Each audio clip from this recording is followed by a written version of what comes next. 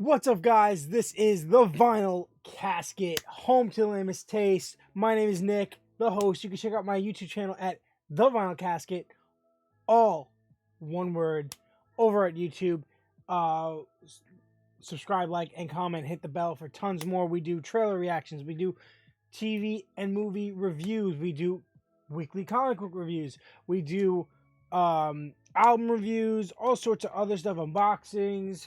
You can check out Manny Reads Comics on YouTube every Tuesday for a weekly roundup between me, him, and our friend Carlos, where we talk about our top 3 comics of that week.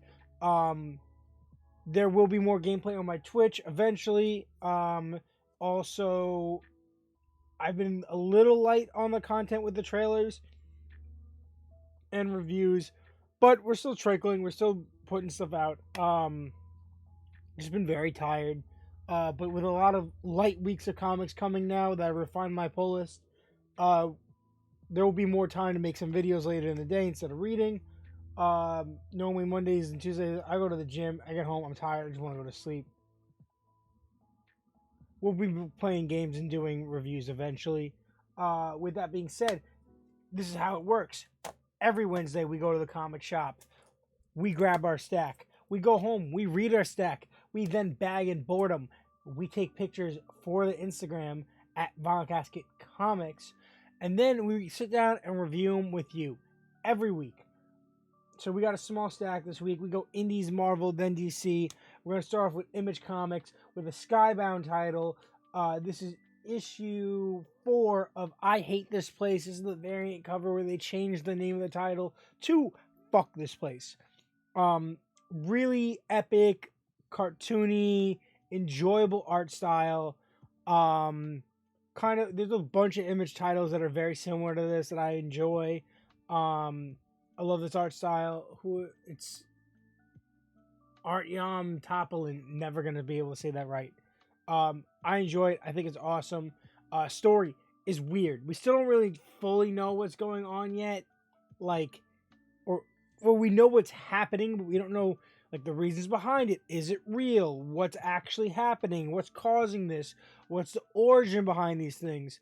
There's ghosts, there's zombies, there's a giant horned monster guy, there's creepy, weird, mutant alien insects. There's a UFO ship, there's a weird survival soundproof room with VHS tapes. It's very strange. They get this is the second part of the seance guy, the Ghostbuster dude shows up. He's got a giant spider bite on his neck. He gets his shit rocked. The couple, the 2 girls, are just figuring out what's going on. There's the guy that's been running around looking for his money is finally finds it, and he gets his ass beat. It's weird. It's out there. It's crazy. It's fast paced. It's enjoyable. Artwork, I wouldn't say is anything museum worthy, but it's fun. It goes with the pace of the book. We do them out of 10 here. We rate them out of 10. I'm gonna give this a 7.5. I think it was a really epic book. I'm really enjoying it. We move on to another Image comic, which is issue 3 of Chip Zdarsky's Public Domain, and I am loving this title. It's very grounded in reality. What would happen if this giant Batman, Superman character, his creator, wasn't really getting the royalties or the credit he deserved, and someone else was getting it. The company fully controlled it instead of him, and he finds out he actually has the rights to it. He's been owning it the whole time, and he goes into a lawsuit to try to do it, and ends up taking an offer to get his son out of his gambling debt, and then revert and have the rights to make the comics. Very weird. Didn't see that ending coming in this issue. I'm very excited to see where they go with that. I was really hoping there was going to be a lawsuit and he fully got control of the franchise and the publisher had to work with him. But we'll see. I'm going to give this a 7 out of 10. We move on to issue 17 of Radiant Black. Probably one of the most fun issues yet. And that's saying a lot because this series has been nonstop awesome. There's been a couple sleeper issues that have just been story pushers or connector points. We had that one issue that dealt with like the background of Radiant Pink. I think the next issue is going to give us the origin on Radiant Yellow. We kind of got the backstory of Radiant Yellow a little bit through Radiant Pink. But we got our two characters. We got both Radiant Black guys. Nathan and Marshall are both alive. They both have access to the power. Right now, they can't access it at the same time. So they're Nathan takes on the power to go save him because the robot's telling him that Marshall's dying. So he runs to try to save him and change the future. We get a lot of like development in the personality of Radiant Yellow here. He shows up, he kind of knows the future, he kind of explains that there's different possibilities and they're blurry, he can see them and kind of like push him in the direction that he's being told is the right one to change things from bad outcomes. And the outcome of this issue is not what he saw, so he's very like confused. So that was cool. His lines, his dialogue was really, really funny and really interesting. I didn't really care about him before this issue. Now I'm interested. But it's cool to see that like Marshall and Nathan jumping back and forth between being Radiant to fight this guy. So Marshall flies forward, turns into the Radiant Black, hits the guy. Then Nathan jumps up, turns into the Radiant Black, hits the guy. Then Marshall goes back and forth and back and forth, and they can't do it at the same time. But I have a feeling because of a cover that has been announced that they're going to be able to do it at the same time eventually, and I think that's really cool. I'm going to give this a 9 out of 10. Excellent issue, excellent story so far. I'm loving is it Higgins? Kyle Higgins' run on this. I'm loving this story, this universe, all the connected books. The Supermassiverse is great. We move on to what is this? Source Point Press. This is an indie title. This is Volume 2, Issue 4, the last issue of this volume, and they announced that there's going to be an issue, Volume 3. We have Good Boy. This is the variant cover. Excuse me. All right, variant cover. I was hoping to get more of this character in this issue. We didn't really even get to see her, but she was at the last issue sending the robot dogs through the air, which is sick. But I really like this issue. I really like this series. This is a 10 out of 10. It's been amazing every issue. The first series was like your typical John Wick-esque dog. Now it's like other characters, other storylines. We're building forward. We have this whole recruit at the end of all these different dogs and cats, and we're building something. And we get this origin story. This what were they called? What was the squad of dogs called? Demon Dogs. The Demon Dogs, and so good. Artwork was so good. The story was so good. Dialogue was hilarious. Interaction and development of these characters we have been so quick, but you get so much from it. Perfect book, perfect series. I love it.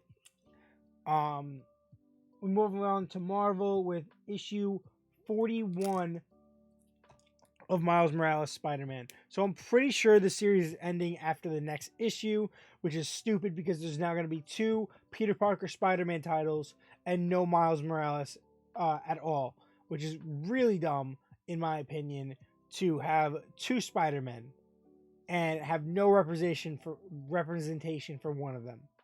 Instead, you want to give me 2 monthly titles, or more than a month, bi-weekly titles. At least one's bi-weekly. The other one might be monthly. But 2 titles, and you have a whole other character that's not being highlighted at all.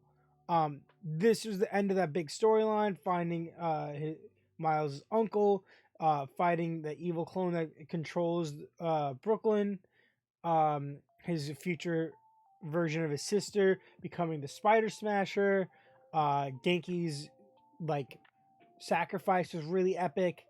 I loved it. I loved everything about this. I thought it was good. I thought it was epic. I thought it was fun.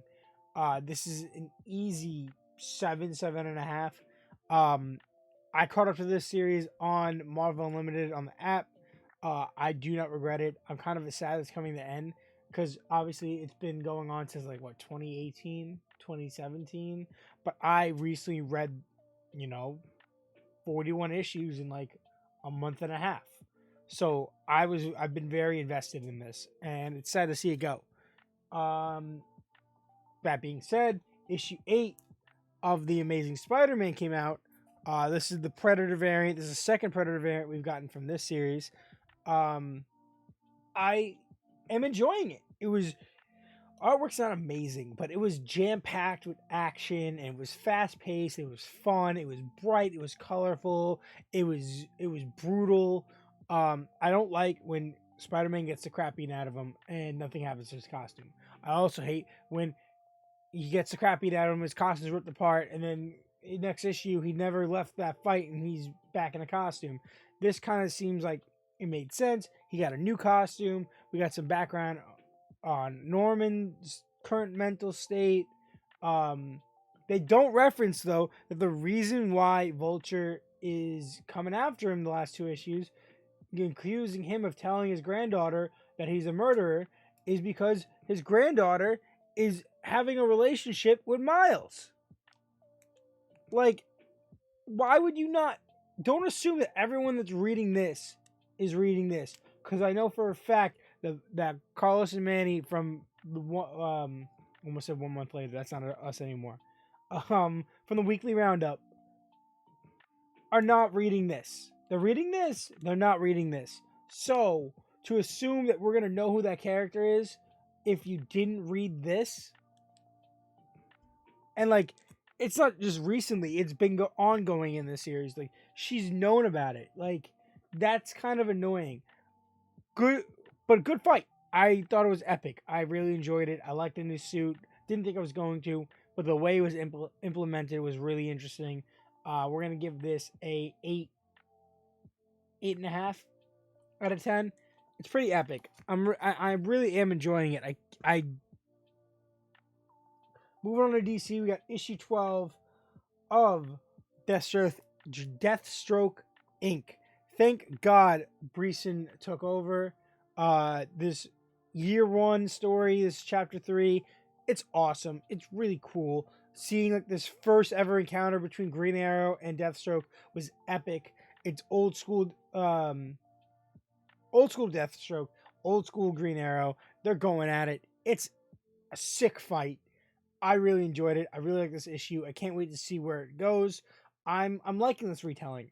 I'm really enjoying this series. I was gonna drop it, but then, the first issue was really interesting of chapter 1. Then chapter 2 was really interesting, and this hasn't disappointed. So I'm gonna give this an 8 out of 10. And then final issue of the week is Robin. Is this issue 17? 17.